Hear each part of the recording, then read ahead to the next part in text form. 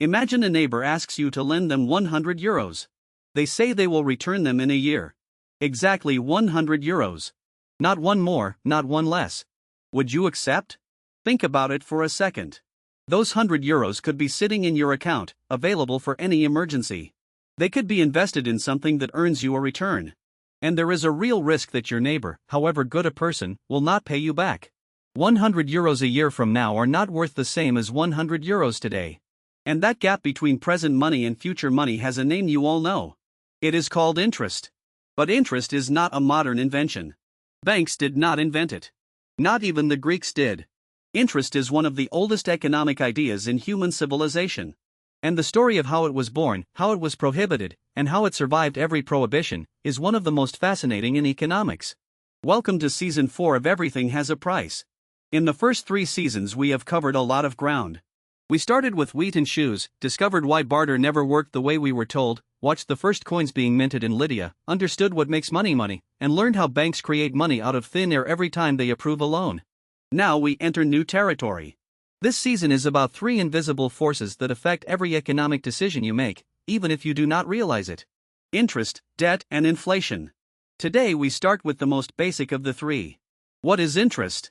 Why does it exist? And why, despite thousands of years of religious and legal prohibitions, has nobody managed to eliminate it? Long before coins existed, interest already did.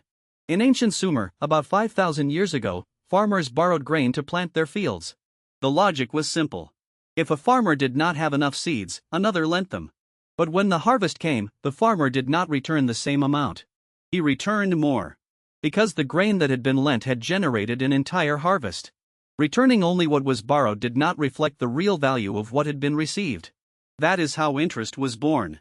Not in a Wall Street office. Not in a London bank. In a Mesopotamian wheat field. And very soon, someone had to impose order.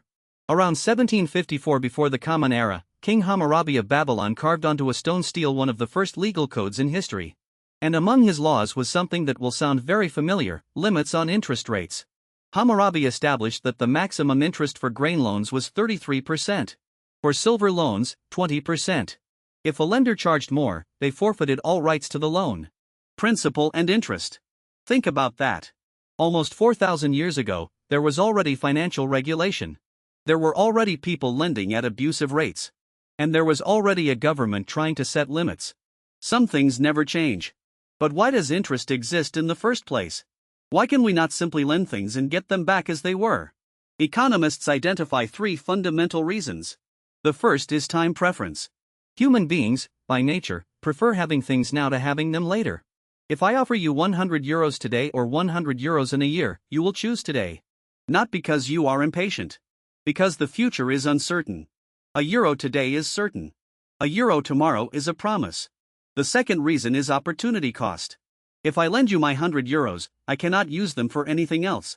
I cannot invest them. I cannot spend them. I lose all the opportunities that money would have given me during the time it is in your hands. Interest compensates for that loss. And the third reason is risk. There is always a possibility that the borrower will not return the money. The greater the risk, the greater the compensation must be. That is why a bank charges you more interest on an unsecured personal loan than on a mortgage backed by your house. These 3 forces together, time preference, opportunity cost, and risk, are the reason interest exists in every civilization that has had any form of credit. It is not a whim. It is a logical consequence of how time and uncertainty work. Not everyone has agreed with this logic. Around 350 before the Common Era, Aristotle devoted several pages of his work Politics to condemning interest. His argument was elegant and powerful. Money, said Aristotle, was invented to facilitate exchange. It is a means, not an end. But when you lend money and receive more money in return, you are making money reproduce itself. And that, for Aristotle, was unnatural. He used a Greek word, tokos, which means both interest and offspring. Money born from money. Just as an animal has young, lent money has interest. But money is not a living being. It should not reproduce. This argument struck deep. And for the next 2,000 years, 3 of the world's great religions turned it into law. Judaism prohibited charging interest between Jews, though it allowed it with foreigners. The passage in Deuteronomy is explicit. The medieval Catholic Church went further. The First Council of Nicaea, in the year 325, prohibited clergy from lending at interest. Later councils declared that anyone who charged interest was a heretic. They could not receive communion. They could not receive a Christian funeral. And Islam prohibited riba, which encompasses both usury and interest in general. The prohibition is so central to the Islamic faith that it has generated an entire alternative financial system, Islamic finance. Instead of charging fixed interest, it operates through profit sharing. The main mechanism is called mudaraba. One party provides the capital. The other manages the business. Both share profits and losses. If the business fails, the investor loses their capital and the manager loses their time. Nobody gains at the other's expense. It is a radically different approach. And today it moves more than $3 trillion in assets worldwide. But here is the fascinating thing. Despite centuries of religious and legal prohibitions, interest never disappeared. Never. Medieval Italian merchants, devout Catholics, found ingenious ways to charge interest without calling it interest. One of the most common tricks was the exchange contract. I lend you money in florins here in Florence, and you repay me in marks in Bruges, 3 months later. The exchange rate included a disguised profit. Technically, it was not interest. In practice, it was. Jewish lenders, being permitted to charge interest to non-Jews, occupied a crucial financial niche in medieval Europe. This made them indispensable to kings and merchants. It also made them tremendously unpopular. And the consequences of that resentment marked the history of Europe for centuries. The reality is that interest arises spontaneously in any society where credit exists. Prohibiting it is like forbidding water from flowing downhill. You can put up obstacles, but the water finds a way. Let us jump forward to 1930. An American economist named Irving Fisher published a book with a very simple title, The Theory of Interest. And in it he made a distinction that seems obvious but that nobody had formulated with such clarity. Fisher separated nominal interest from real interest. Nominal interest is the number you see in your contract. If your bank offers you a deposit at 3%, that is the nominal rate. Real interest is what you actually earn after subtracting inflation. If inflation is 2% and your deposit pays 3%, your real interest is only 1%. Your money grows, yes. But prices also grow. And what matters is the difference. This distinction is fundamental. Because a 10% interest rate can be fantastic if inflation is 2%. But if inflation is 12%, that same 10% means you are losing purchasing power.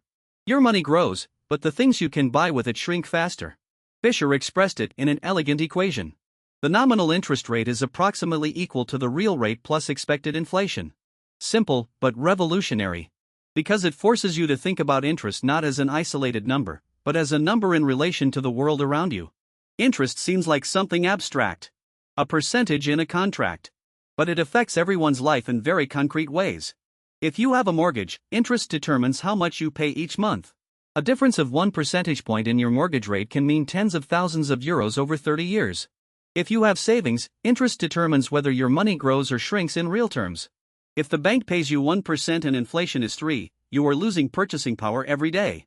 Your account grows, but it buys less. If you are a business that needs a loan to grow, the interest rate determines whether that investment makes sense or not. Too high, and the cost of the loan eats up the profits. The business does not invest, does not hire, does not grow. And at the scale of entire countries, the interest a government pays on its debt determines how much money is left for hospitals, schools, and pensions. Countries with high rates dedicate an enormous share of their budgets just to paying interest. Money that does not reach citizens. Interest is the price of time. And time affects everything. 3 ideas to take away from this episode. First, interest is not a modern invention.